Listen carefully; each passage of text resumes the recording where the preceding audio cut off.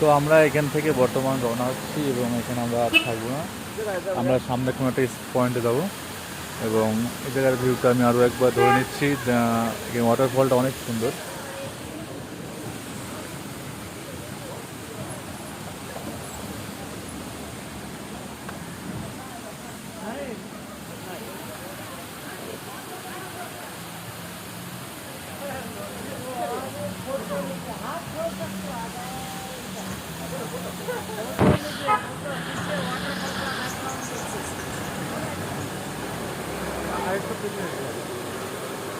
আরেকটু সাইডে গেলে তারা সরে